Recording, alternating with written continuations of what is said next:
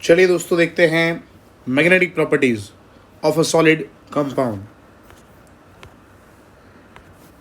Magnetic property, how can solids have magnetic properties? Reasons for magnetic properties in solid. दोस्तों solid structure जो है it possesses magnetic property, उसकी reasons क्या हैं? दोस्तों हमें पता है इलेक्ट्रॉन्स जनरली रिवॉल्व करते हैं न्यूक्लियस के आसपास। Electrons revolve around the nucleus in various orbits. Also, they are spinning about their own axis. दोस्तों न्यूक्लियस के आसपास तो इलेक्ट्रॉन रिवॉल्व करते ही हैं and they also revolve around their own axis. देखो बढ़िया सा प्रेजेंटेशन है, इससे आपको समझ आ जाएगा वो अपने एक्सिस के आसपास भी रोटेशन कर रहे होते हैं। Due to spinning magnetic field is generated and hence spinning electron acts like tiny magnet।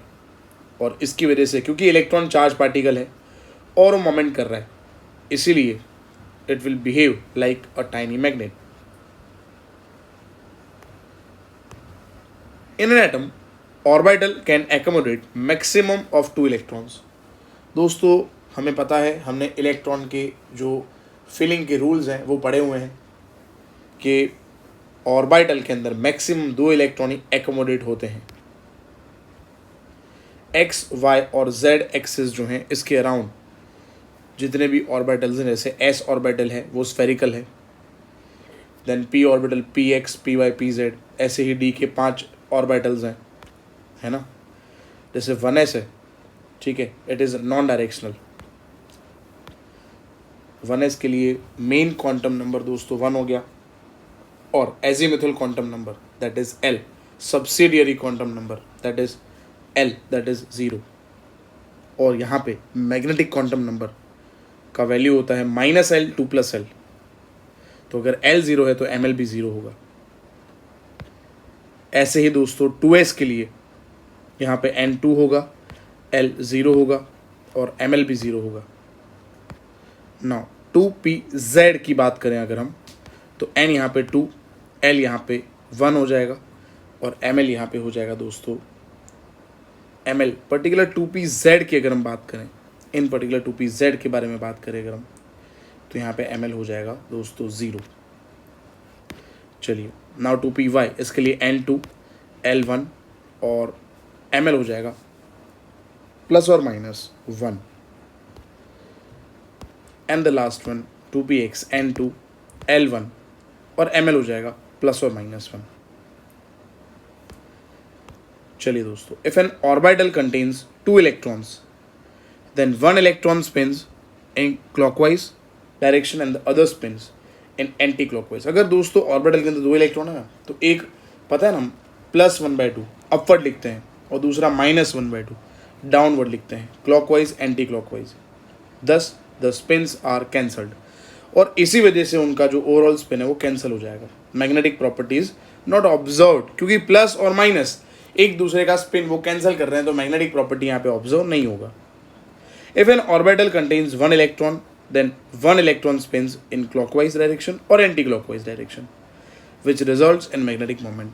अगर दोस्तों किसी भी ऑर्बिटल के अंदर ओनली सिंगल इलेक्ट्रॉन है, क्लॉकवाइज हो या एंटी क्लॉकवाइज हो, तो उसकी वजह से यहाँ पे मैग्नेटिक मोमेंट जनरेट हो सकता है।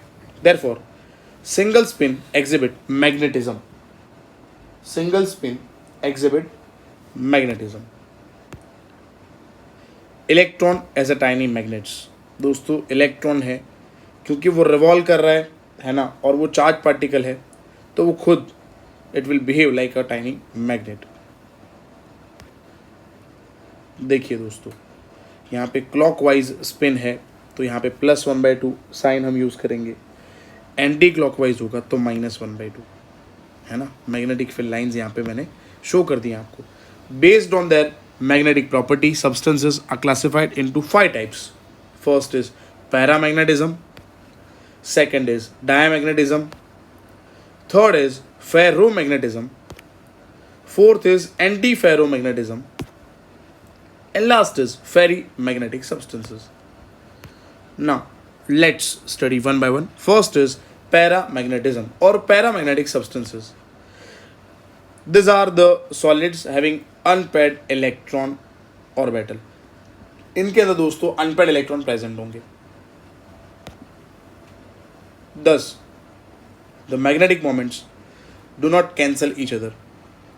क्योंकि दोस्तों ऑर्बिटल के अंदर अगर सिंगल इलेक्ट्रॉन होगा, अनपेड होगा, तो वो स्पिन कैंसिल नहीं कर सकता. Due to which there is a net magnetic moment in the solid and the solid experiences net force of attraction. और इसी वजह से इनके अंदर होगा मैग्नेटिक मोमेंट. दोस्तों इनके अंदर क्या होगा? मैग्नेटिक मोमेंट होगा in the solid and the solid experiences net force of attraction. Also, extent of paramagnetism depends on number of unpaired electron. Paramagnetism depend करता है कितने अनपेड इलेक्ट्रॉन सब्सटेंस के अंदर प्रेजेंट है. एग्जाम्पल इसके हो गए oxygen, copper +2, Fe+3, Cr+3 etcetera. चलिए दोस्तों, तो अगेन मैं यहाँ पे रिपीट कर देता हूँ दोस्तों, बहुत ही इंपॉर्टेंट चीज़ यहाँ पे आपसे मैं डिस्कस करने जा रहा हूँ कि मैग्नेटिक मोमेंट यहाँ पे क्या होता है. दोस्तों मैग्नेटिक मोमेंट जो है उसका सिंबल यहाँ पे मैं लिख देता हूँ, यहाँ पे लिख देते हैं. मैग्नेटिक मोमेंट उसको म्यू बोलते हैं. और दोस्तों मैग्नेटिक मोमेंट जो है उसका फॉर्मूला है √n n+2 Bohr magneton. Bm का मतलब दोस्तों होता है बोहर मैग्नेटॉन. वेर इस फॉर्मूला में जो n है that is number of unpaired electrons के लिए दोस्तों यहाँ पे स्मॉल n हमने डिनोट किया हुआ है. आई होप दोस्तों आपको समझ आ गया होगा. तो यहाँ पे एग्जाम्पल हम याद रखेंगे oxygen, copper +2, Fe+3 and Cr+3. ये सब पैरामैग्नेटिक सब्सटेंस के एग्जाम्पल हो गए. पैरामैग्नेटिक सब्सटेंस जो हैं वो अट्रैक्ट होते हैं मैग्नेटिक फील्ड से. Now diamagnetism. This are the solids having electronic orbital completely filled. इनके ऑर्बिटल कंप्लीटली फील्ड होंगे. तो electron in the orbital has either +1/2 and -1/2. Plus और माइनस स्पिन होने की वजह से उनका नेट स्पिन जो है वो 0 हो जाएगा. This electron spins are paired and magnetic moment is cancel. क्योंकि प्लस और माइनस स्पिन है तो कैंसिल हो जाएगा. एग्जाम्पल हो गया इसका वाटर, NaCl, बेंजीन, ये सब है ना.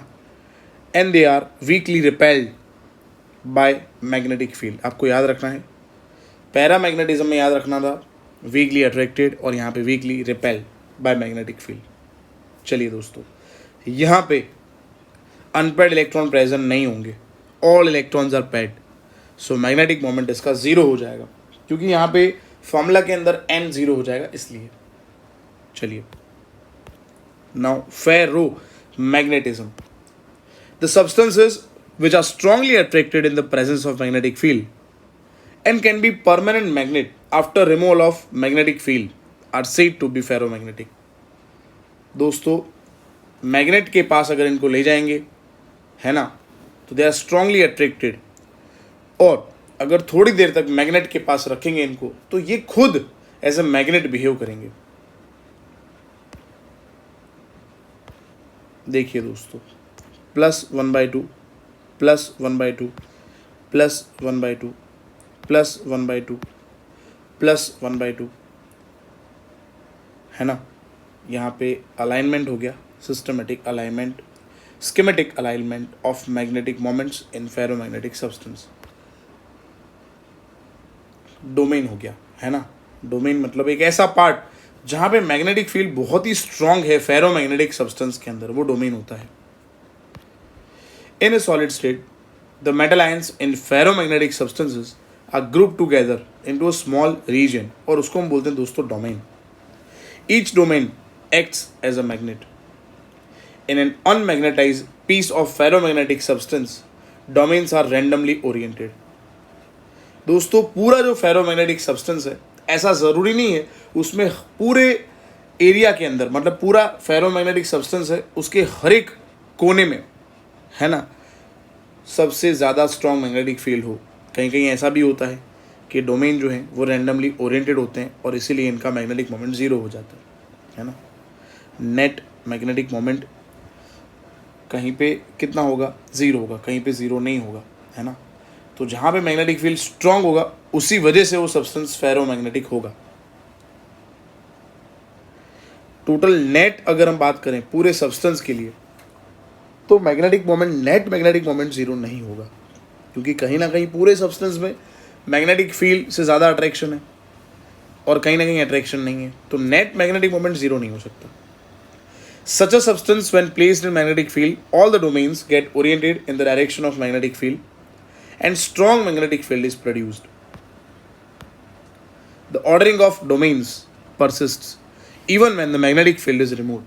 Magnetic field remove कर देंगे, फिर भी इनके अंदर दोस्तों जो है डोमेन का ऑर्डरिंग जो है वो वही रहेगा, and so they behaves like permanent magnet.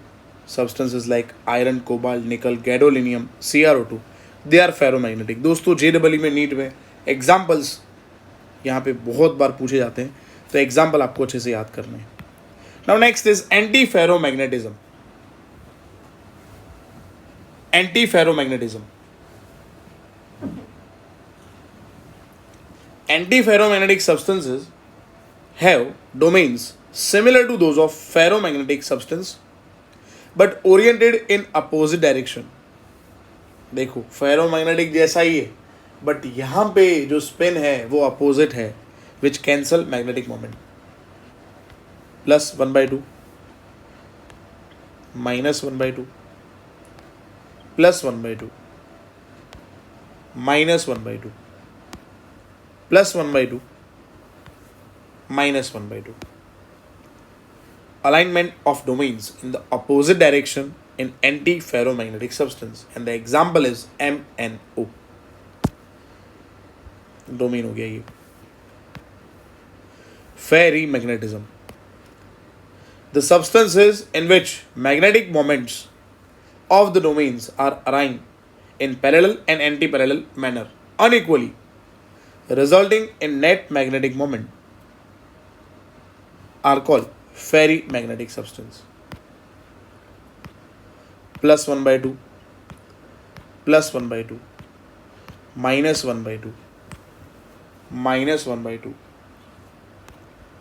+1/2, -1/2।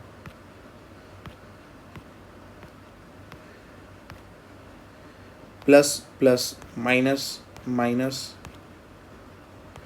Minus minus plus unequal alignment of domains in ferrimagnetic substances।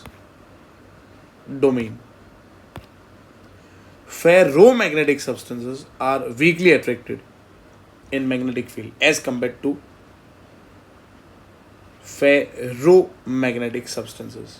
again यहाँ पे ये स्टेटमेंट को हमें थोड़ा करेक्ट करना होगा यहाँ पे प्रेजेंटेशन के अंदर, कि यहाँ पे क्या लिखना पड़ेगा, लिखना पड़ेगा हमें ferrimagnetic substances are weakly attracted in magnetic field as compared to ferro।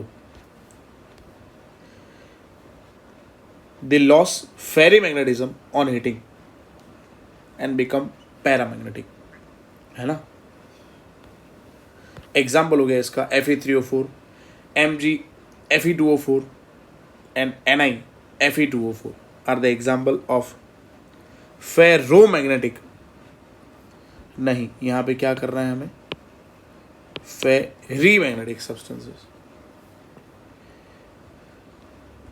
चलिए दोस्तों MCQs देखते हैं। एग्जाम्पल ऑफ फेरोमैग्नेटिक, फेरो के एग्जाम्पल ये रहे आपके सामने, FeCO Ni हमने देखा था, और एक गैडोलिनियम और CrO2।